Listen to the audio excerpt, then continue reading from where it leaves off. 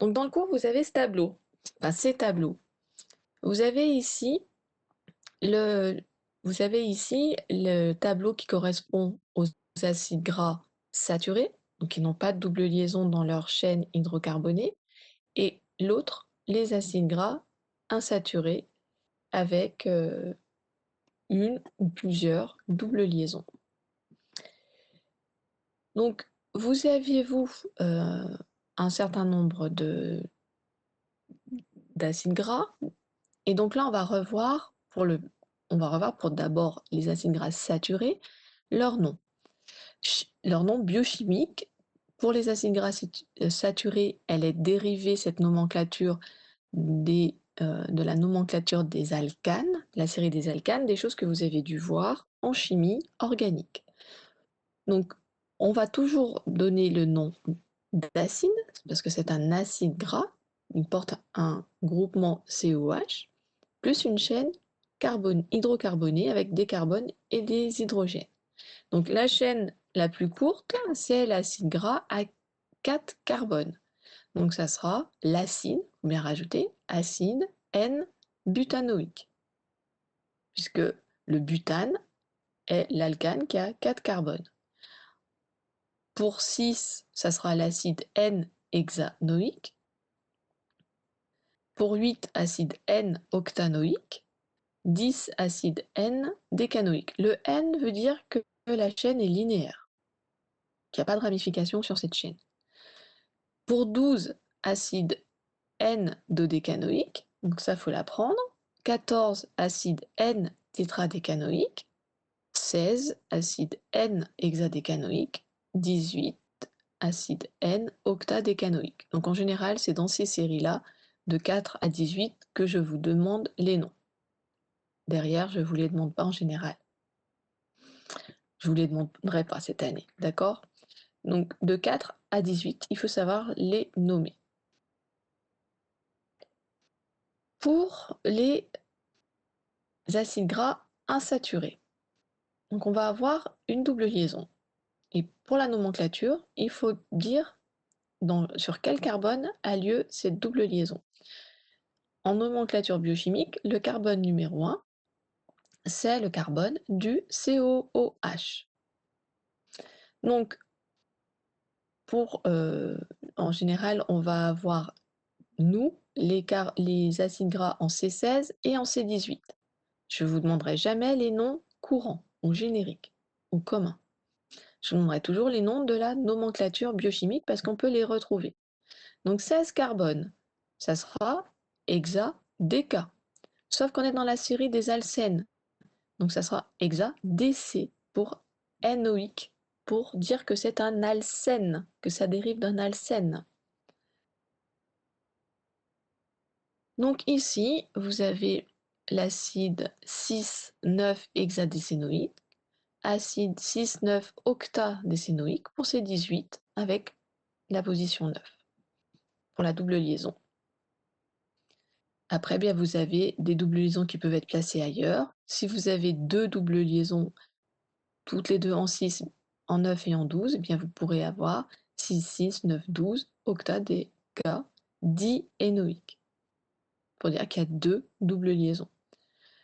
Pour celui qui aurait trois doubles liaisons, eh bien, ça sera tous 6 si elles sont toutes en 6. Sinon, on mettra 6, 9, trans 12, trans 15 par exemple. Mais sinon, on met tous 6. Octadéca, triénoïque, pour dire qu'il y a trois doubles liaisons. Donc on n'oublie pas de mettre acide devant par rapport à ces molécules dont vous avez les noms dans le tableau. Est-ce qu'il y a des questions sur ces noms?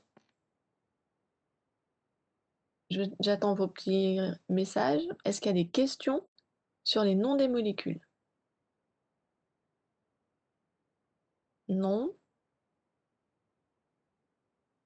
Bon, je ne vois pas de questions qui apparaissent, merci. Donc on va passer à la suite et on va dessiner la molécule. Alors, peut-être que vous êtes allé taper sur Internet et vous êtes peut-être tombé sur la page Wikipédia. Donc on va aller regarder la page Wikipédia.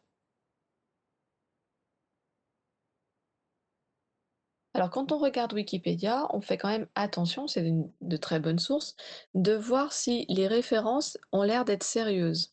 Qui est-ce qui a fait, qui est-ce qui a fait le site? Vous voyez, vous avez des références ici, ça a l'air d'être assez scientifique. Donc, il faut toujours faire attention quand vous regardez un site sur Wikipédia, qui est-ce qui a fait la notice. Alors, nous, ça nous donne le nom commun, donc on a dit qu'on ne le retenait pas. Ça nous dit que c'est un acide gras polyinsaturé. Bah oui, là, il va avoir deux doubles liaisons et qui fait partie des oméga 6. Donc ça, on en a un petit peu parlé en cours, on y reviendra sur le cours de jeudi prochain. Donc oméga, c'est l'autre extrémité de la chaîne, hein, comme c'est marqué ici sur la nomenclature en rouge de Wikipédia. Vous avez l'extrémité oméga pour la nomenclature de la médecine et de la diététique, mais la nomenclature biochimique, carbone numéro 1, c'est le carbone du COH. Il est ici indiqué en bleu. Et donc les doubles liaisons sont indiquées dans la conformation 6. Alors vous avez la structure 3D, on voit pas bien le modèle. Donc ça, ce n'est pas faux, Madame, mais c'est pas exactement comme ça que j'attends la molécule. Madame, Donc si vous on revient m'entendez? sur notre diaporama, donc vous irez voir vous ce Wikipédia, ce lien Wikipédia.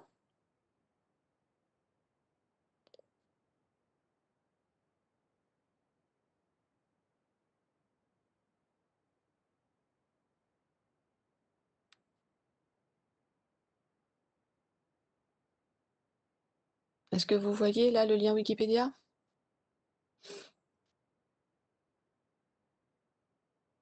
que j'ai partagé? Bon. Donc la molécule comme elle est représentée ici, donc vous avez les deux numérotations. À partir du carbone oméga, l'extrémité CH3. À partir du carbone numéro 1 de la nomenclature biochimique, c'est le COH. Donc c'est celle-ci que je vous demande de retenir.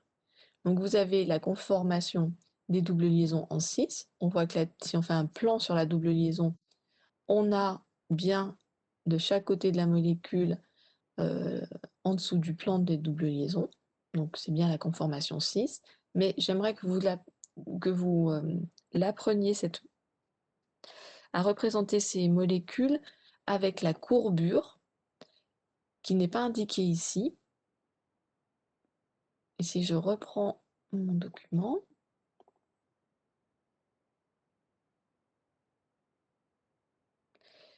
si vous représentez la molécule, donc si on la numérote ici, vous allez avoir le carbone numéro 1, le COH, 2, 3, 4, 5, 6, 7, 8, 9. Première insaturation, 10, 11, 12. Deuxième insaturation.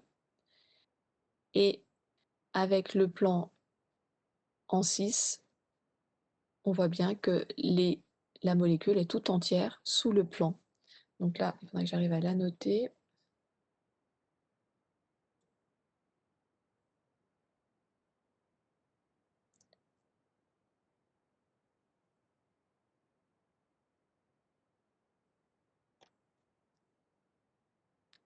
Donc là, vous avez le plan de votre première insaturation. Vous voyez que la partie de la molécule est dessous le plan. La deuxième partie de la molécule est aussi sous le plan. Pareil pour l'autre. Si on fait le plan de l'insaturation, on voit bien qu'on est en 6, puisque des deux côtés, la molécule est également sous le plan de la double liaison. Et on voit bien la courbure de l'acide gras polyinsaturé. Donc grâce à la conformation 6, on peut faire des courbures. On va avoir des courbures de la molécule dans l'espace. Est-ce que vous pouvez me dire qu'est-ce qui va se passer quand on a plusieurs acides gras côte à côte comme ça et qui ont des courbures? Qu'est-ce que ça va faire? Si vous avez retenu un petit peu le cours, qu'est-ce qui va se passer quand on aura des courbures? Par exemple, quand on a des acides gras comme ça dans les phospholipides des membranes, on va pas faire des cercles, non. Qu'est-ce qu'on va faire? Qu'est-ce qu'on va réduire? Si on a tout, si on imagine qu'on est dans la membrane plasmique avec des acides gras polyinsaturés au milieu d'acides gras saturés, qu'est-ce qui va se passer dans cette membrane plasmique, dans cette double couche phospholipidique? Alors la stabilité, c'est indirect. Ça sera plus stable ou moins stable? Plus fluide ou moins fluide? On aura moins d'associations de nature hydrophobe, de contact de Van der Waals. Donc on va fluidifier la membrane, permettre d'avoir moins d'interactions, elle sera moins rigide. Donc on aura une membrane plus fluide. Vous voyez bien mon écran comme ça? Je peux le garder sans passer par le diaporama? Ça, je peux annoter? Vous voyez bien? Oui?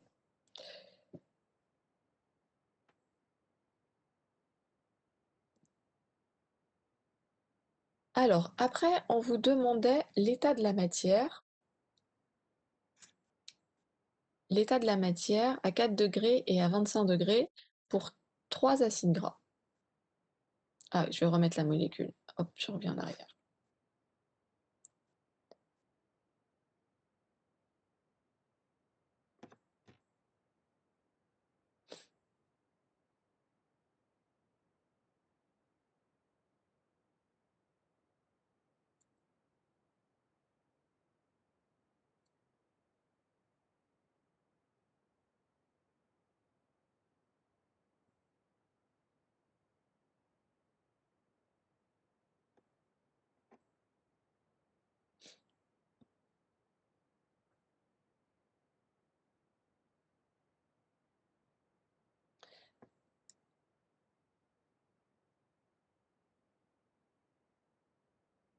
Donc là, ça nous fait un petit peu réfléchir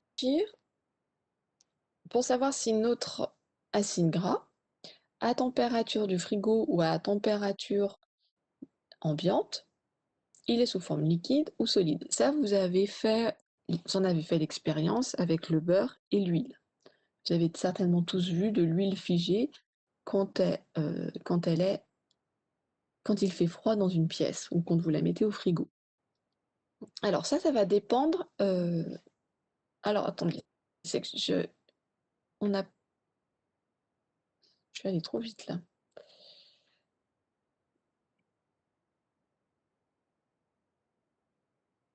Non, c'est bon. Donc quand vous êtes à 4 degrés, vous avez certaines graisses qui sont solides, d'autres qui sont liquides.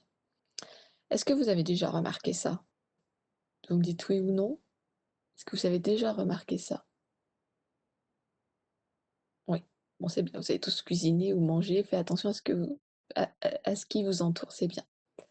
Donc, quand je suis à 4 degrés, mon C4, qui a un point de fusion à moins 7,9, il est à l'état liquide. Est-ce que vous êtes d'accord avec ça?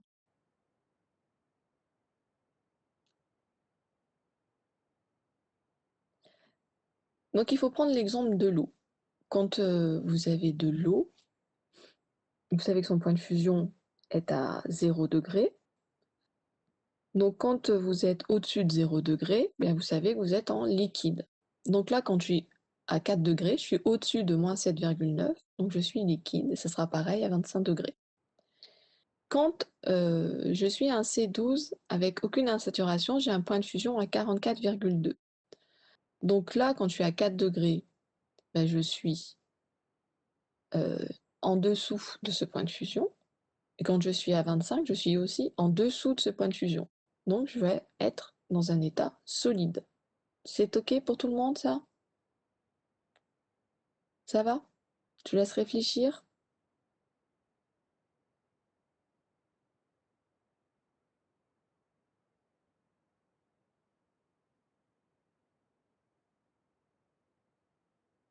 Et pour le C18 à une insaturation qui a un point de fusion à 13,4, bien à 4 degrés, 13 est au-dessus de 4, donc il sera solide, mais à 25 degrés, il sera sous la forme liquide.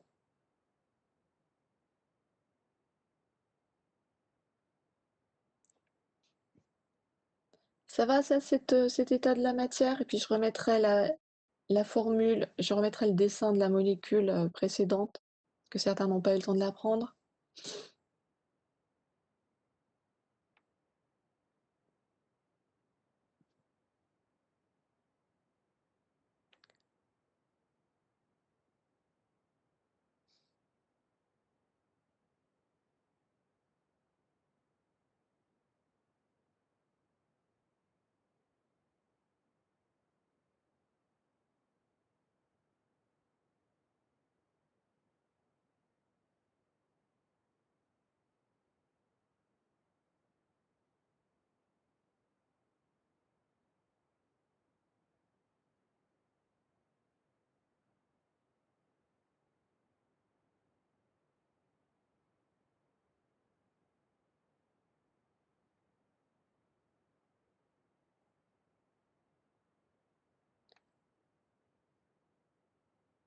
C'est bon pour la molécule?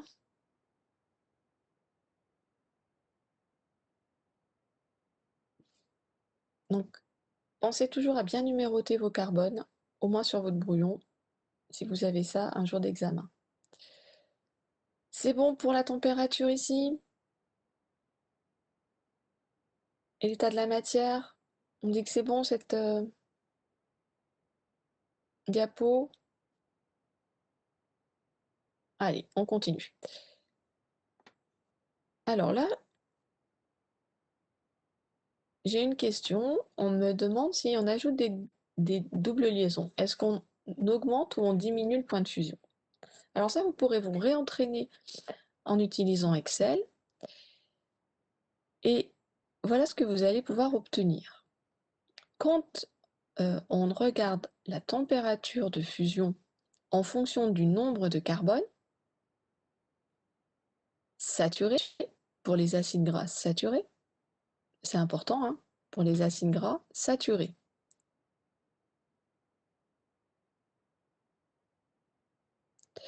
Eh bien, on voit qu'on va avoir une corrélation positive.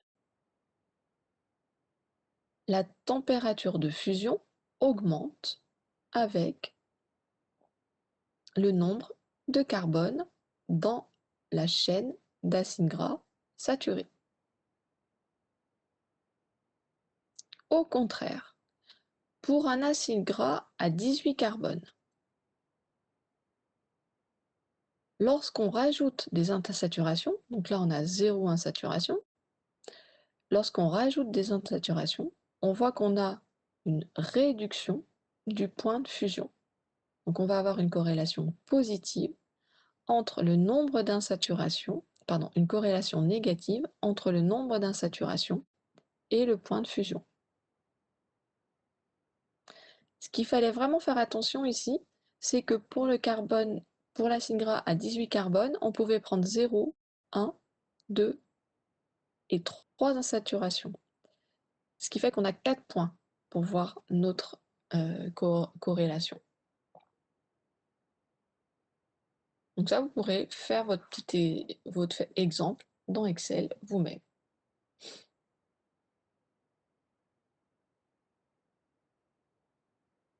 C'est OK, donc point de fusion augmente avec le nombre de carbone dans la chaîne d'acides gras saturés et le point de fusion diminue lorsque l'on rajoute des insaturations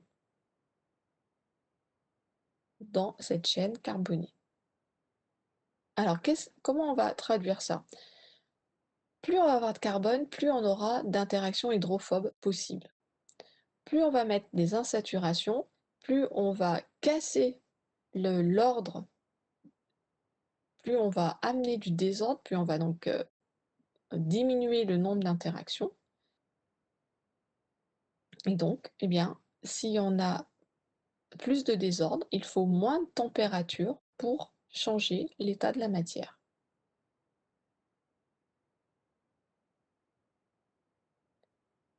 C'est OK tout ça? On peut passer à la suite?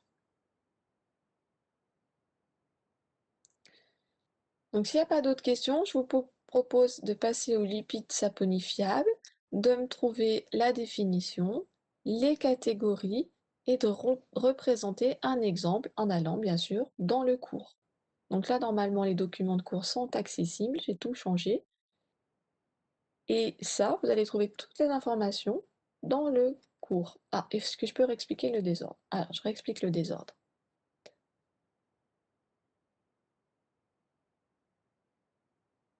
Donc ça, vous reprendrez le cours sur le schéma de l'agencement des acides gras entre eux quand ils sont saturés et quand ils sont insaturés. Quand ils vont, si je fais un petit dessin rapidement à la main, quand vous allez avoir des acides gras saturés, si je représente les chaînes comme ça, eh bien, vous allez avoir, je suis pas douée moi pour dessiner comme ça sur la tablette, vous allez avoir des arrangements bien réguliers,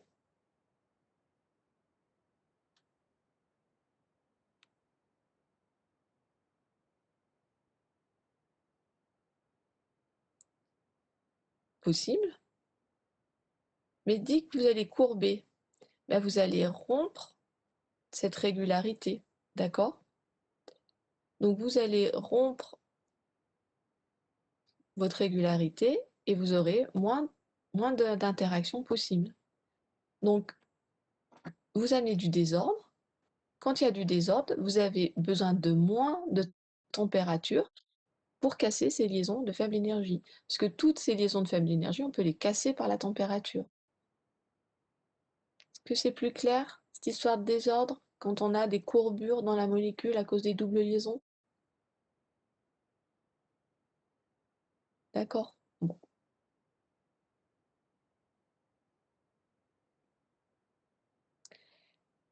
Donc, on continue sur les lipides saponifiables. Donc, les acides gras, ce sont les molécules de base. Et on va voir maintenant qu'elles rentrent dans la composition des lipides saponifiables, tout à fait. Et vous allez me chercher à répondre à ces 3 points. Définition, les catégories des lipides saponifiables. Alors, vous pouvez faire ce que j'ai fait, hein, vous pouvez mettre votre PowerPoint et rajouter les réponses dans votre PowerPoint en suivant la correction. Comme ça, à la fin, vous aurez un document complet. Et puis, entraînez-vous à la main à faire une représentation de la structure de chaque catégorie.